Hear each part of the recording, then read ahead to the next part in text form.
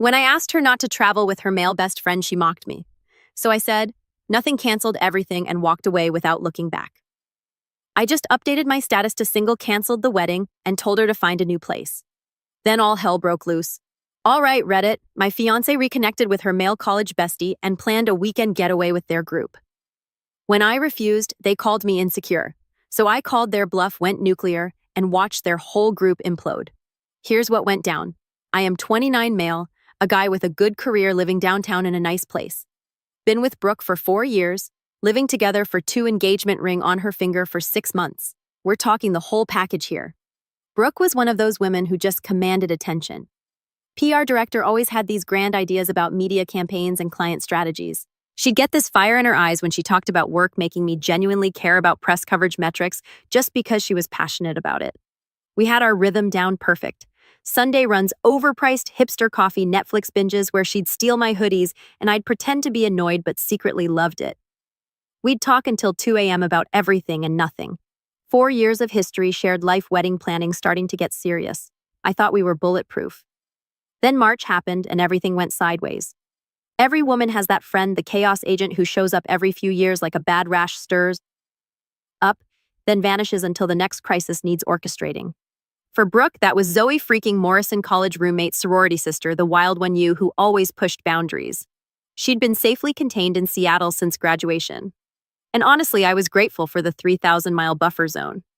But in March, Zoe got transferred back to town, and suddenly my adult fiancé turned back into a sorority girl. Zoe is back, Brooke announced one evening, practically vibrating with excitement. Isn't that amazing? Sure, amazing. What could possibly go wrong? And guess what? She's been in touch with Chase, too. You remember Chase, right? Chase? Yeah, I remember Chase. They'd never dated but her college best guy. The one whose name came up just often enough in her stories to make me slightly uncomfortable, but never enough to actually say anything about it. She wants to get the old gang back together, Brooke said, scrolling through her phone with manic energy. Isn't that sweet?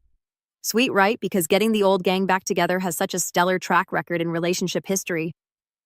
But like an idiot, I smiled and said, sure, that sounds great. Because I trusted her. That was my first mistake. My second was not recognizing the red flags that started flying immediately after. It started with the group chat. Zoe made a group chat for all of us, Brooke said, showing me her phone. The chat was called College Crew Reunion, and it was exactly as obnoxious as you'd expect. Zoe was the ringleader, posting old photos and inside jokes I wasn't part of. Chase was dropping comments with just a little too much familiarity, and Brooke was eating it up like candy. The messages seemed innocent enough at first, planning dinners, reminiscing about professors, that kind of thing. But there was an undertone I couldn't quite put my finger on, like they were all sharing some secret I wasn't in on. My best friend Ray noticed the shift first. Ray's this guy I've known since high school, works in finance, sharp as hell, and has zero tolerance for bar. Dude, he said over drinks one evening, your girl's Instagram feed is looking real cozy lately. He was right. Suddenly, Brooke's posts were full of squad pics, her Zoe and Chase at various spots around town. Always the three of them, always without me. Work ran late, she'd say when I asked. Or, you were at the gym. Or, it was just a quick thing. Individual excuses that made sense. Together, they formed a pattern. Then came the fitness obsession. Brooke had never been particularly athletic. She'd go through phases, yoga here, cycling there, but nothing stuck. Suddenly in April, she's signing up for this intense CrossFit gym. Not the convenient one, 5 minutes from our place. No, she had to drive 20 minutes to this specific gym that happened to be right near Chase's office. I want to get in shape for the wedding, she said, lacing up brand new $200 Nikes. Chase recommended this place. He says their trainers are amazing. Of course he did, because everything was about Chase. Now, next came the shopping sprees. Full Lululemon everything. Matching sets, sports bras, leggings, the works. My credit card statement looked like she'd robbed an athletics store. When I mentioned the expense, she got defensive. It's an investment in my health. And you should be supportive. Then her Instagram transformed from normal person posts to full fitness influencer mode. Pre-dawn gym selfies with captions like, earning my Sunday brunch, and strong is the new sexy. The comments were what really got me. Chase was always first with looking good and way too many fire emojis. Then the phone situation. We used to be normal about our phones. Left them around. No big deal. If one got a text while driving, the other would read it out loud. Standard relationship stuff. Suddenly, her phone was surgically attached to her hand. Always face down, always on silent, always angled away when she was texting, which was constantly just coordinating with the trainer, she'd say when I caught her smiling at her screen at 11 p.m. Our social life got completely hijacked too. We went from making plans together as a team to everything starting with the group wants to, or Zoe suggested, or Chase knows this great place. Date nights got interrupted by group texts. Weekend plans got rearranged for whatever Zoe had cooked up. I went from being her partner to being the guy who tagged along when convenient. Rye was brutally honest about it during basketball one evening. Bro, he said, nailing a three-pointer. When's the last time you and Brooke did something alone? Actually alone, not alone until Zoe texted. I thought about it, really thought about it, and came up empty. That's what I thought. Ray said she's got a new priority list and you ain't at the top. Brooke's world had been completely reorganized around this college friend group with Zoe as puppet master and Chase as co-star. I'd become a supporting character in my own relationship, but I convinced myself I was being paranoid, insecure, clingy, all the things guys get called when they notice their girlfriend's pulling away. Turns out sometimes paranoia is just pattern recognition, and the pattern was about to become clear.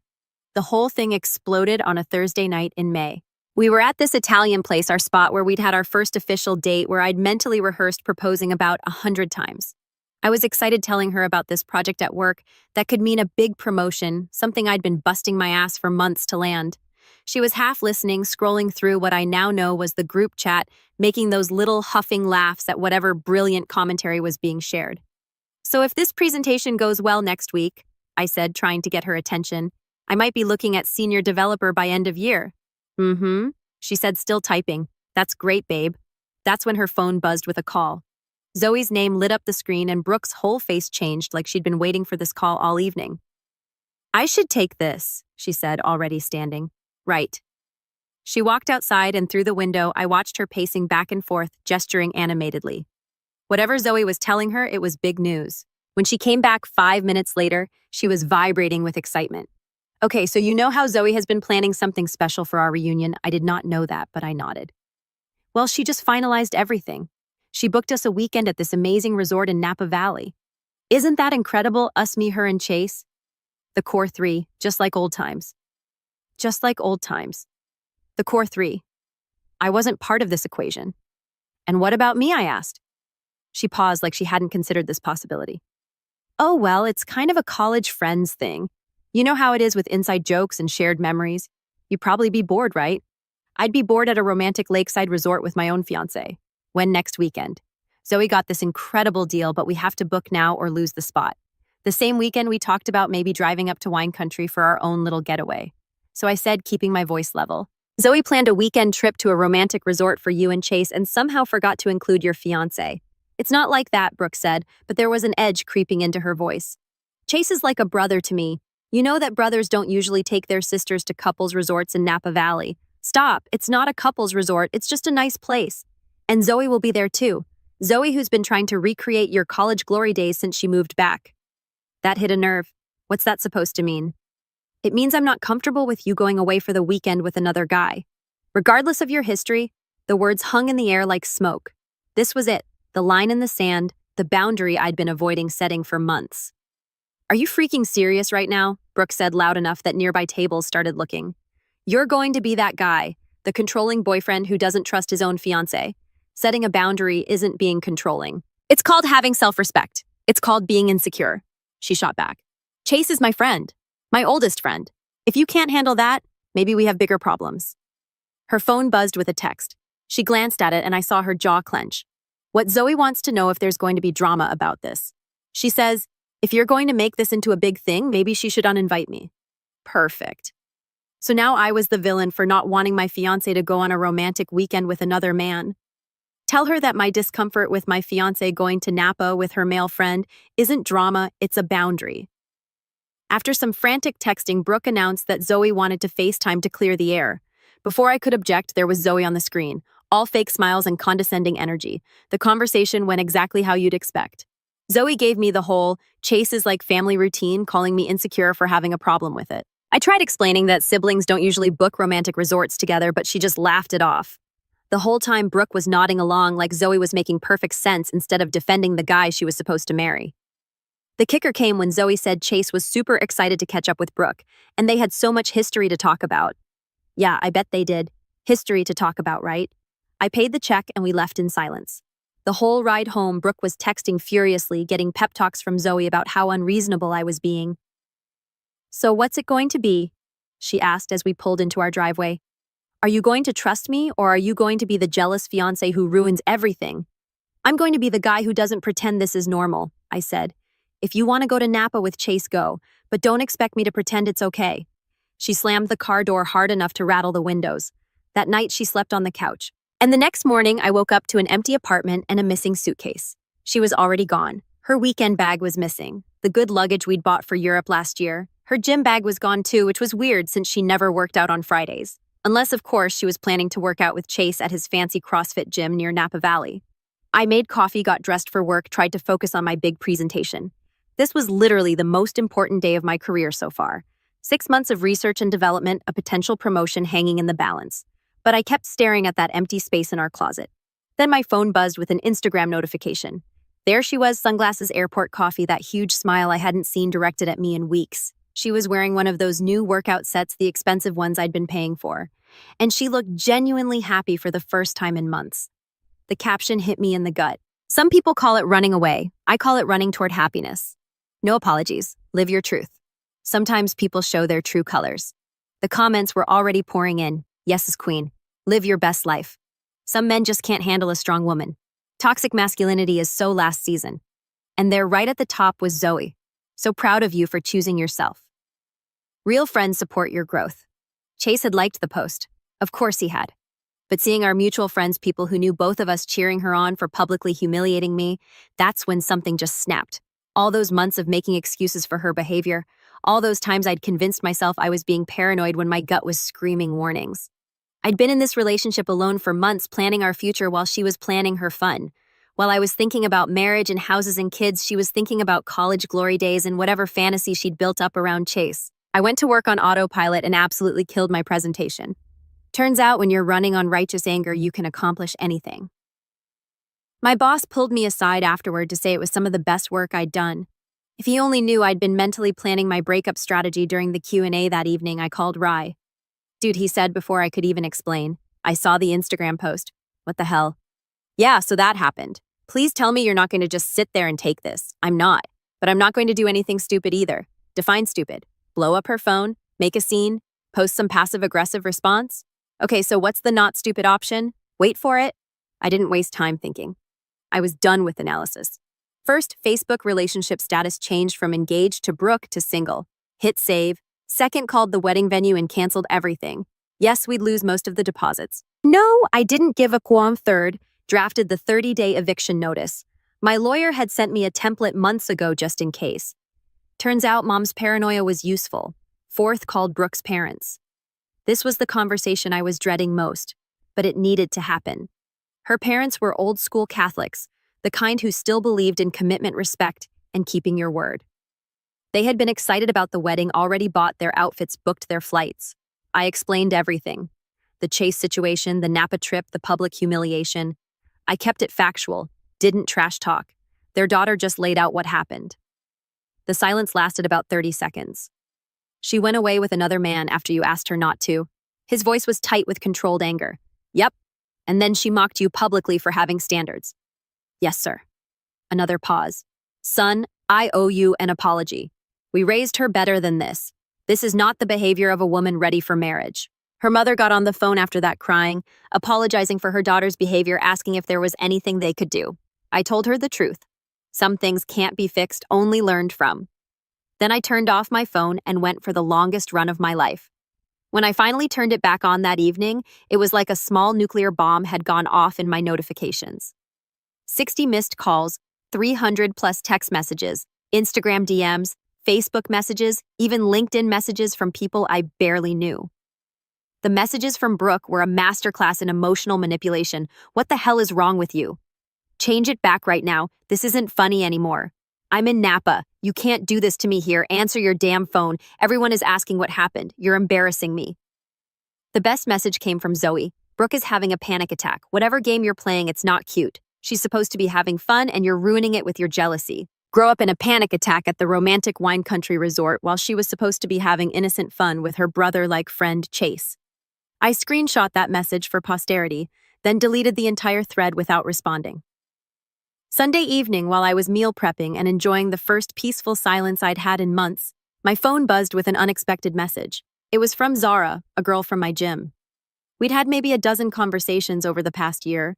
Casual stuff while waiting for equipment, small talk about routines. She was cute, seemed smart. She hinted sometimes and had mentioned being single, but I'd never pursued it because, well, I was engaged. Hey, I saw on Facebook that you're single now. I hope everything's okay. If you ever want to grab coffee and talk, or just hang out with someone who won't ask a million questions, let me know. No pressure at all. I stared at that message for 5 minutes. That's really thoughtful of you, I wrote back. Are you free Tuesday evening? Absolutely. There's this new sushi place on 5th Street I've been wanting to try. 7 work for you. While Brooke was presumably trying to salvage her weekend getaway and explain why her fiancé had suddenly gone nuclear, I was setting up my first date in 4 years. Tuesday couldn't come fast enough. When it did, I was nervous as hell. I'd forgotten how to do this, how to talk to women outside the safety of a committed relationship. All my worrying was for nothing. Zara showed up looking effortlessly beautiful, not Instagram filtered, not trying too hard, just naturally pretty in jeans and a sweater that actually fit her properly. We talked for 3 hours straight about workbooks, travel, completely random talk that made us both laugh. She asked questions and actually listened to the answers. When I told stories, she responded with her own instead of immediately steering everything back to herself. She didn't check her phone once, not once. In 3 hours, I'd forgotten what it felt like to be heard in a conversation. So she said over dessert, "Are you going to tell me what happened, or should I just assume you finally snapped and buried someone in your backyard?" I laughed. Nothing that dramatic, just realized I was in a relationship with someone who didn't actually want to be in a relationship with me. "Ah," she said, nodding knowingly. The old "I love you, but I'm not in love with you" situation. More like the "I love you, but I love the attention from other guys more" situation. She winced. Ouch, that's worse. Yeah, well, live and learn, right? Her loss, she said simply, and somehow it sounded like she meant it. Around 9 p.m., my phone started buzzing with calls from Brooke. I glanced at it, declined the call, and put it face down. "Everything okay?" Zara asked. "Yep, everything's perfect," she smiled. "Good for you." We ended up at this 24-hour diner sharing chocolate cake and talking until midnight. When we walked to our car, she said, "I had a really great time tonight. I hope we can do this again soon." "Definitely," I said and meant every word. When I pulled into my driveway, Brooke's car was there. She was sitting on the porch steps in full raccoon breakdown mode. Mascara streaked down her face, hair a mess, still wearing those expensive workout clothes that now looked wrinkled. "You haven't talked to me in 4 days," she said as soon as I got out of the car. "You went to Napa with Chase after I specifically told you I wasn't comfortable with it," I replied, walking past her to unlock the door. "And you didn't come back because you missed me. You came back because I embarrassed you." She followed me inside, switching tactics in real time from victim to angry. Where had I been tonight? Who was I with? The usual interrogation you'd expect from someone who just spent the weekend with another guy.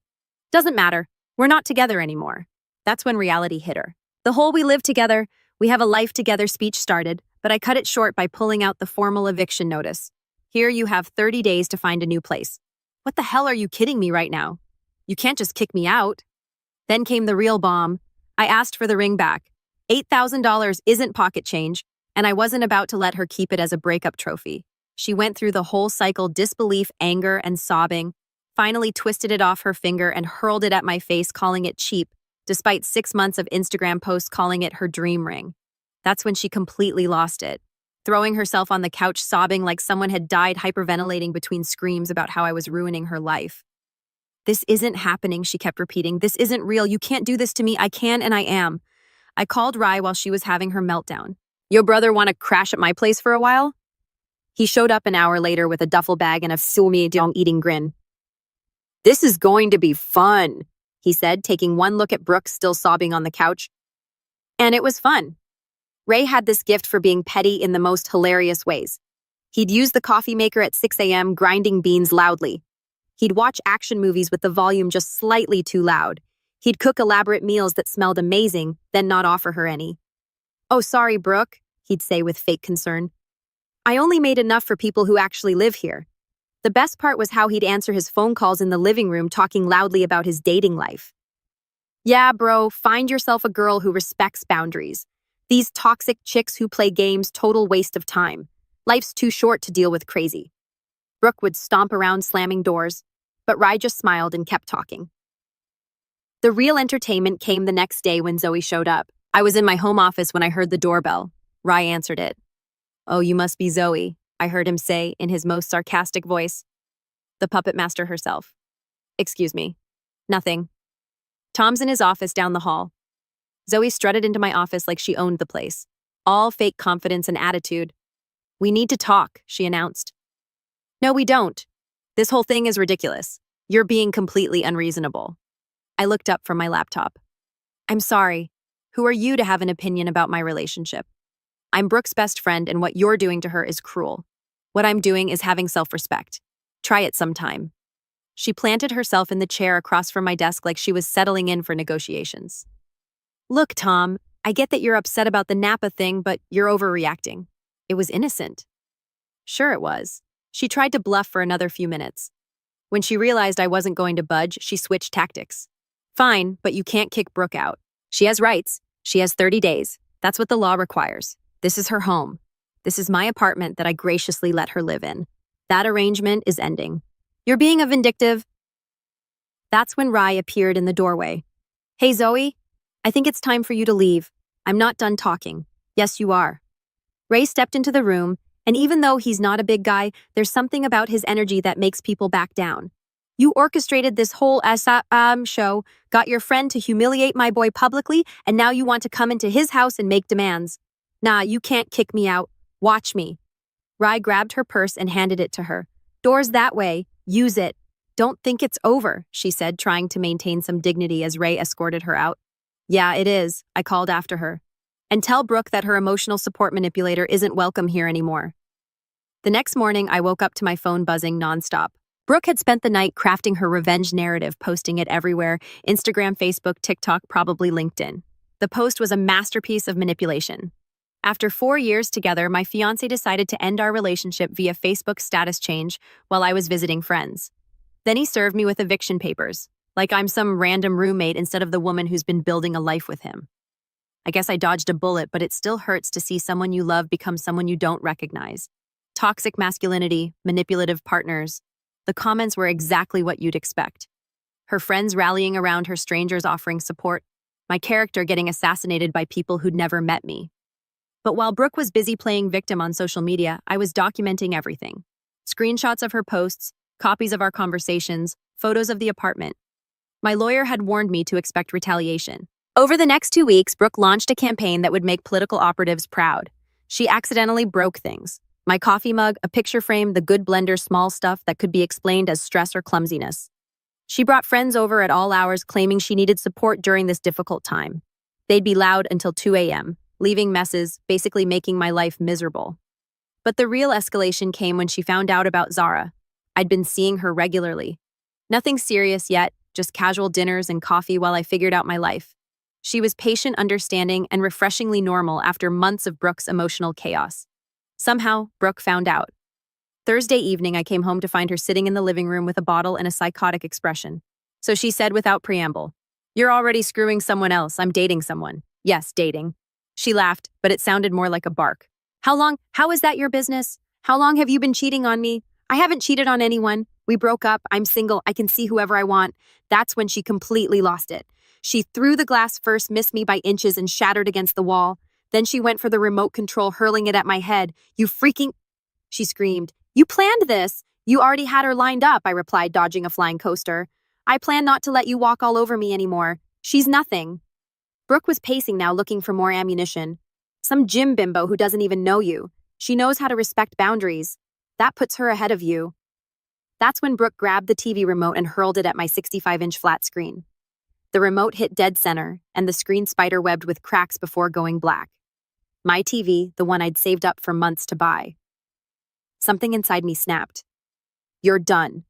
I pulled out my phone and started dialing. "Get your enanes and get out now. Pack whatever you can carry and leave tonight. You can't kick me out. I have rights. You just destroyed my property. I'm calling the cops." She stared at me, probably trying to figure out if I was bluffing. I wasn't. "Wait," she said, panic creeping in. "Wait, I'm sorry. I'll pay for it." Too late. Rai, help her pack. Get her the hell out of here. Ray stepped forward. "Come on, Brooke. Let's get your stuff. I'm not going anywhere."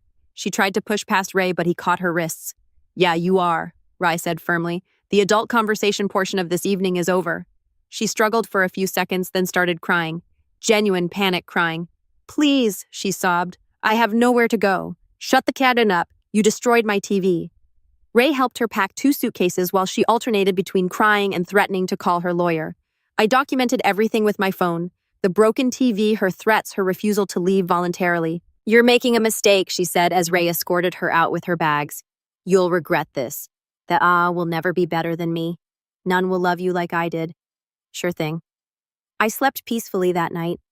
Throughout the next week, Brooke was spamming pictures all over social media of her and Chase with captions like, "Know your real people." And sometimes you lose something to get something better. Zoe, of course, was hyping them up in the comments with Slay Queen, and I'm proud of you. I just blocked them all. I had more important things to focus on, but the universe wasn't done delivering justice yet. One afternoon, my phone rang. Unknown number, woman's voice, professional but strained. Is this Tom? Yes, this is Chloe from Smith's Associates. I think we need to talk about Zoe Morrison. Smith's Associates, Zoe's company, and Chloe was her supervisor. We met that afternoon. Chloe was sharp and direct.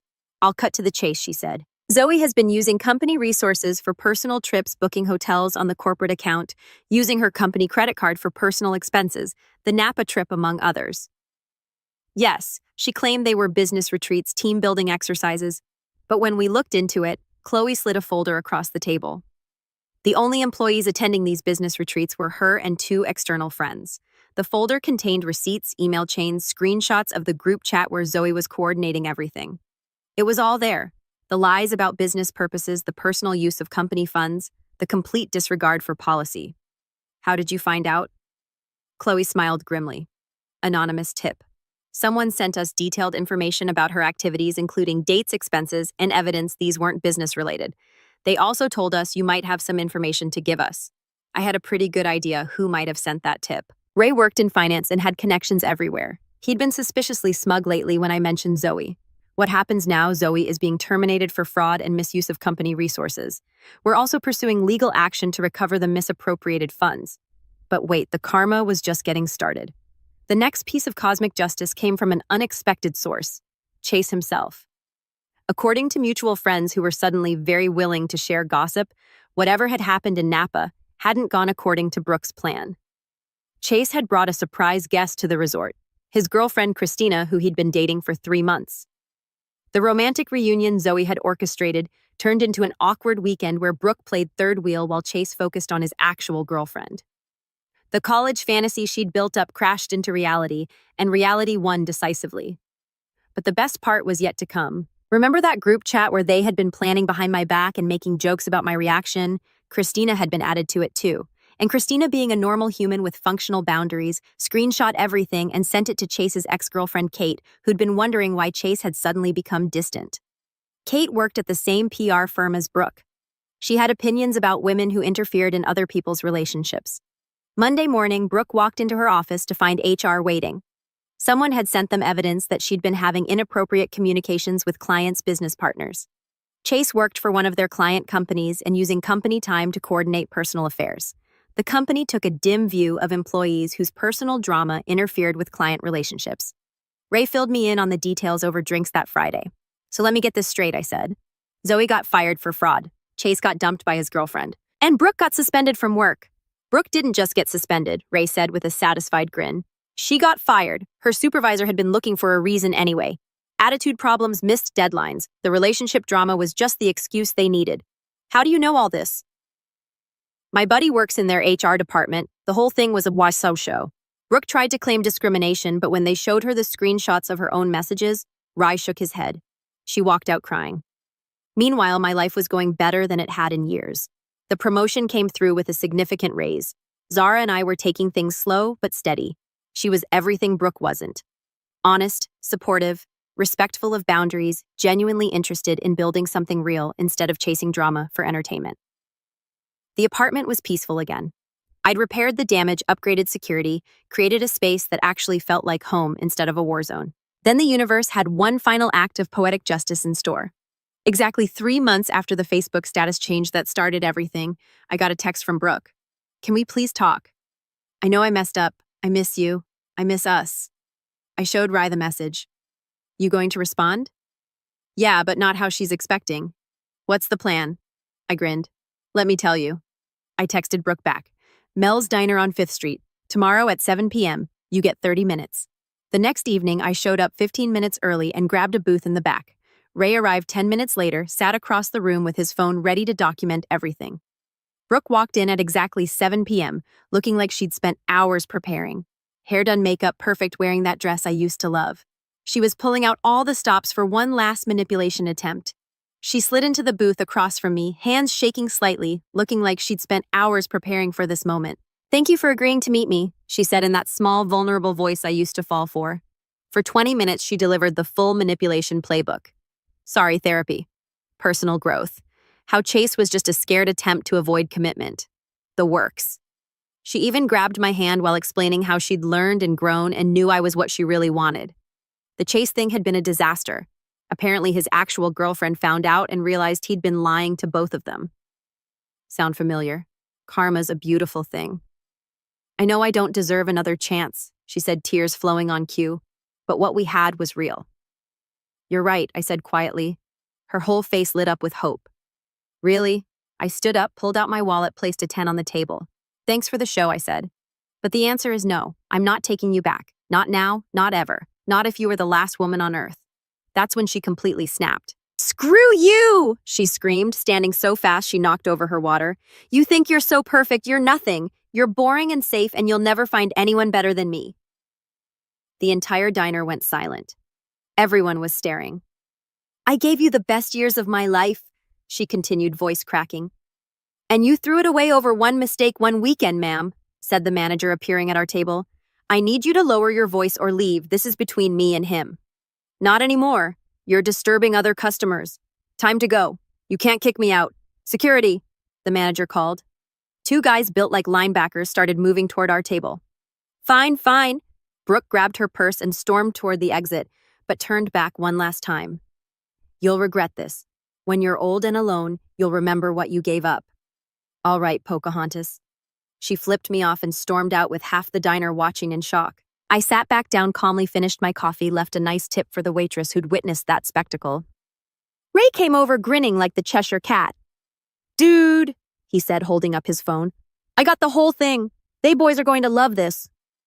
We walked to the parking lot where I could see Brooke sitting in her car crying and probably figuring out how to spin this into another victim narrative. As I walked to my car, I felt something I hadn't experienced in months. Complete peace. The woman who'd made me question my own sanity was finally facing the consequences of her choices. Last I heard, her friends' group imploded after the whole drama. Zoe ghosted her, blaming her for everything. Chase was nowhere to be found, and Brooke, well, she's broke. And me, I'm great.